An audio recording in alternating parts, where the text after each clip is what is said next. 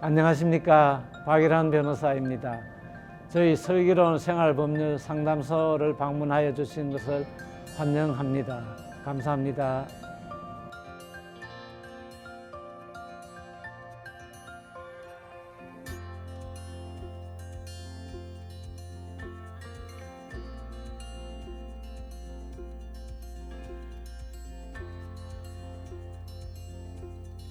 며칠 전 제가 키우는 강아지가 달아나다가 불법 정차하고 있던 외제차를 박아 범퍼가 상했는데요. 차주가 범퍼 교체를 원합니다. 아직 고소는 하지 않은 상태인데 제가 무직으로 범퍼를 교체할 여력이 없습니다. 장기간 분할로 돈을 드리겠다고 했더니 짜증을 내시더라고요. 이런 경우에는 형사상 책임은 없기 때문에 경찰서에 고소하는 일은 아마 없을 것입니다. 그렇지만 상대방 차에다가 내가 손해를 입혔기 때문에 당사자 사이에 원만히 합의가 안 되면 상대방이 민사소송으로 소액 청구를 하는 경우를 예상할 수가 있습니다. 만약에 소장이 날아오면은 법원에 가서 나의 처지를 이야기하고 다툴 수가 있습니다. 차주 쪽에서 완전히 책임이 없다고 하기는 어렵겠죠. 주차할 수 없는데 주차를 하여서 사고가 발생하였다면 차주에게도 어느 정도 책임을 물을 수가 있습니다. 마치 이제 우리가 상방과실로 볼 수가 있으니까요. 판사가 재판을 할 때 그 차주의 과실도 고려해서 내 책임을 조금 줄여줄 수는 있습니다.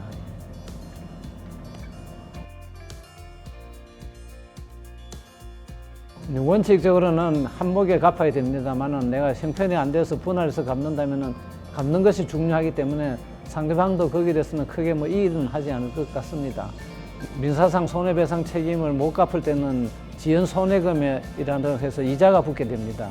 근데 원칙적으로는 민법상 5% 규정되어 있는데 판결까지 난 상황에서 못 갚게 되면은 그것이 12%로 올라갑니다.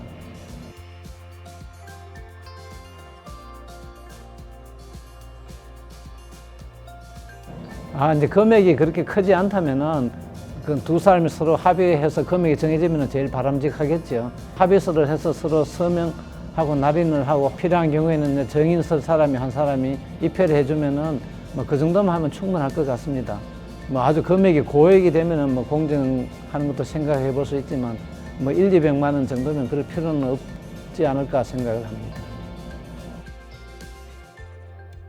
익명 게시판에 서로 말다툼을 하다 모욕적인 발언이나 욕설을 할 경우 명예훼손으로 고소가 가능할까요? 익명 게시판이라 하더라도 명예훼손이나 모욕이 되는 수가 있습니다. 근데 문제는 이제 명예훼손이나 모욕죄는 공연하게 해야 되는데 익명 게시판에서는 이제 누군지를 모르니까 명예훼손이나 모욕이 안 된다고 하고 있습니다. 명예훼손의 경우에는 어떤 사실관계를 쓰지 않습니까? 익명으로 쓰더라도 그 사실을 보는 순간 이게 누구 이야기구나 하는 걸 알게 되는 수가 있습니다. 근데 이런 경우에는 명예훼손이 된다고 보고 있습니다.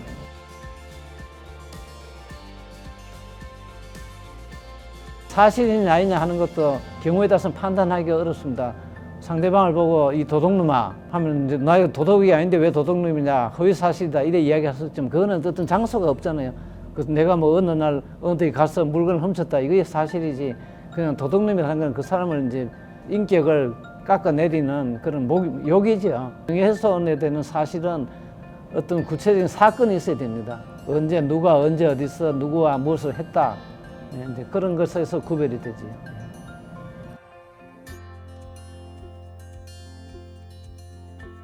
다만 이제 이것을 어느 정도 수용할 것인가 하는 건 그 말을 듣는 사람이 어떤 지위에 있느냐, 어떤 공적인 지위에 있어 가지고 그 말을 듣더라도 거기에 대해서 자기가 해명할 기회가 있다든지 이제 이런 사람은 어느 정도 수용을 해야 된다. 또는 이제 언론에서 기레기라고 이제 표현을 했다고 하더라도 그거는 모욕적이긴 하지만 기사에 대한 어떤 그 평을 그렇게 했다고 보기 때문에 그것도 어느 정도 수용을 해야 된다. 그렇지 않으면은 나쁜 말을 하나도 못 쓰면은 표현의 자유가 없잖아요. 어느 정도 그 표현의 자유와의 관계에서 수용을 해야 된다고 이제 판시를 하고 있습니다.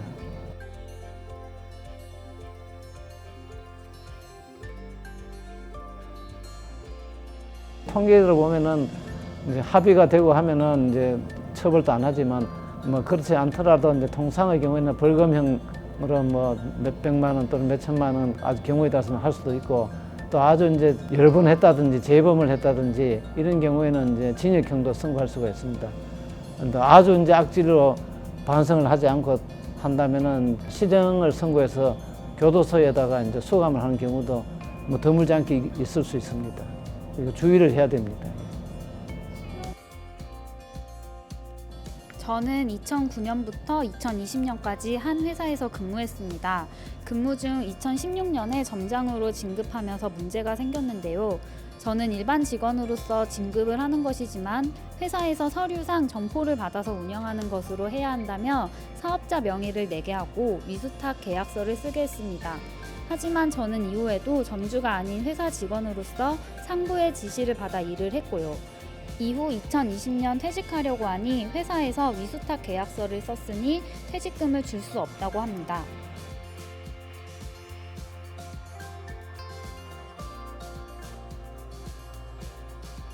이 사람은 형식상으로는 사업주식으로 이제 올려놓고는 실질적으로는 종업원으로 일을 시키고 또 월급을 줬다면은 형식과 관계없이 당연히 퇴직금을 청구할 수가 있지요.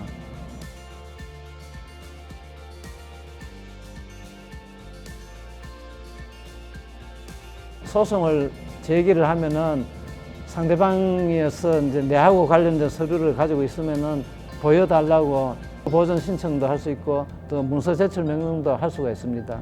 실제로 내가 이제 직원으로 근무했다면은 결국 회사에서 받는 돈이 일정할 것 아니겠습니까? 월급 형태로 받았으니까. 또 이제 출근하고 퇴근도 어느 정도 시간에 제약을 받고 있고 또 평소에 이제 업무 지시를 받았으니까 이런 증거를 수집해가지고 이제 내가 실제로 종업원으로 일했다는 것만 증명하면은 퇴직금을 받을 수 있습니다.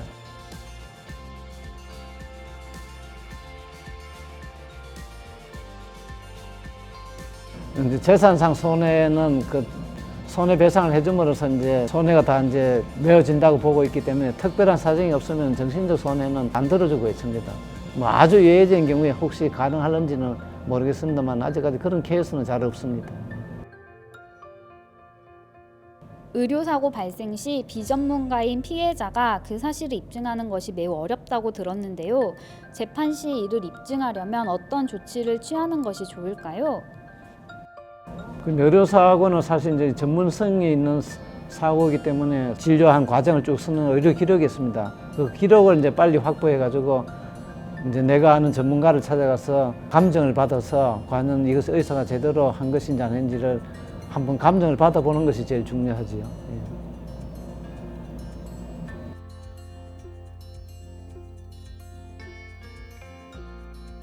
기록은 분명히 작성했을 것인데 가서 보면 없다 하면은 형사적으로 증거인멸죄의 책임을 지기 때문에 이제 그렇게 하는 경우는 실제로 그렇게 많지는 않을 것입니다. 오히려 그는 상대방이 더 불리하지요.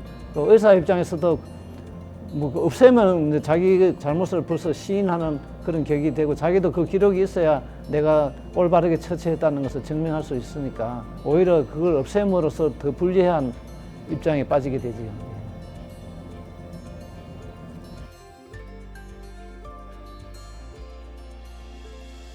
의료기관을 상대로 소송하는 것은 사실 이제 어렵죠. 왜냐하면 저쪽은 전문가고 나는 전문가가 아니니까 제일 먼저 믿을 만한 어떤 전문가를 나를 도와줄 사람을 찾아서 상담을 일단 받아보는 것이 좋고 굳이 소송을 하지 않더라도 의료분쟁조정위원회라는 데가 별도로 있습니다. 근데 거기에 가서 좀 조정을 해달라고 하면은 아무래도 그 사람들이 전문성이 있으니까 그 사건 해결을 도와주는 수가 많습니다. 소송하면 시간도 많이 걸리고 또 초기에는 내가 비용도 부담해야 되고 하여튼 그런 이제 분쟁조정위원회를 찾아가서 한번 신청해 보는 것도 좋은 방법이라고 생각합니다.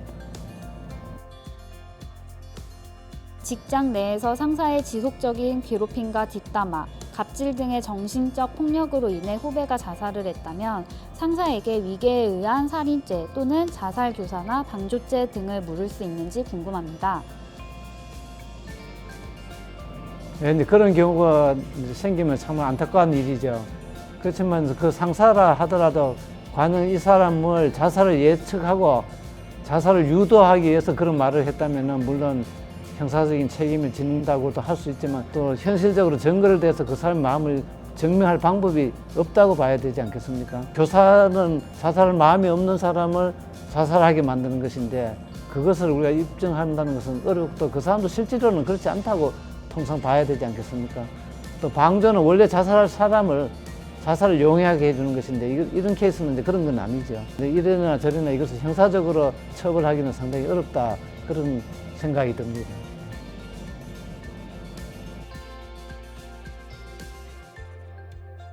근데 자살 방조는 사실 이제 누가 죽으려고 상의를 하니까 그걸 도와주는 거죠. 그러니까 근데 약이 필요하면 약을 자기가 구해준다든지 목을 메서 단다는데 그런 도구를 갖다 준다 이런 건 방조고, 근데 교사는 자살할 생각이 없는 사람을 내가 죽는 게 차라리 낫지 않겠냐 하고 해가 이제 죽게 만드는 거, 이런 것은 뭐 방조죄 같은 것도 사실 입증하기 어렵기 때문에 처벌되는 경우가 이제 아주 드뭅니다. 자살하는 사람은 죄가 없거든요. 뭐 미수에 거쳤든 자기가 죽든 뭐 죄가 없는데 그걸 방조했다는 게 아주 특이한 이제 방조죠. 예.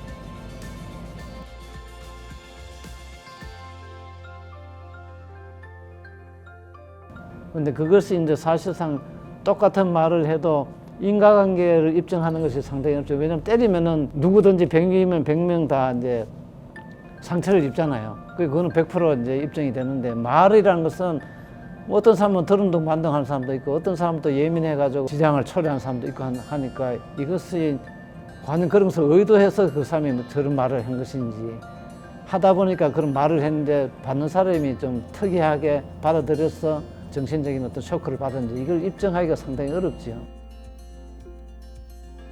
아파트 부실 공사로 인해 아래층에 누수가 발생했습니다. 이런 경우 세입자인 저와 집주인 중 어느 쪽이 손해배상을 해야 하나요? 기본적으로 1차적인 책임은 현재 사용하고 있는 세입자가 책임이 있습니다. 그런데 세입자는 최선을 다했는데도 어쩔 수 없이 사고 나서 그러면 이제 주인한테 다시 책임을 가는데, 보통의 경우에는 사용 과정에서 나오니까 세입자가 일단 그 제3자한테 일단 책임을 져야 되죠.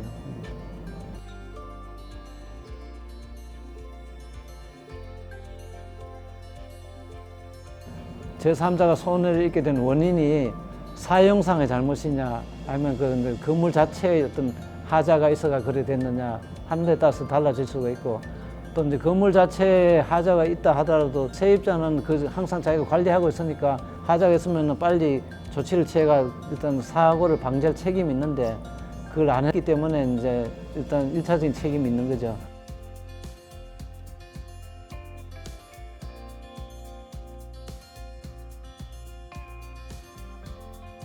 통상은 이제 전조가 있고 하니까 직접 점유해서 사용하는 사람이 그걸 관찰을 하고 막을 책임이 있죠. 그러니까 이제 제3자한테는 일단 내가 책임을 물어줘야 되고, 공사가 잘못돼가지고 사고가 났다면 그건 이제 주인이 책임을 져야 되죠. 시공한 회사에다가 이제 시공 잘못을 인한 하자담보 책임을 물어야 됩니다.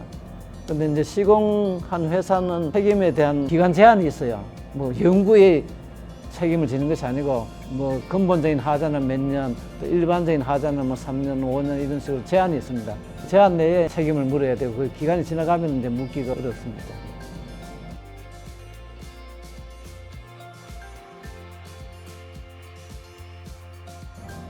자, 오늘은 6가지 질문에 대해서 답변을 드렸습니다. 저한테 온 질문이 그 외에도 많이 있었습니다만 오늘은 시간상 이 정도로 답변을 드리겠습니다. 혹시 앞으로 또 한 번 더 상담소가 오픈되면 많은 질문을 보내주시면 제가 시의적절한 질문을 골라서 성심성의껏 답변을 드리도록 하겠습니다. 많이 애청해 주셔서 감사합니다. 다음에 또 만나게 되기를 바랍니다.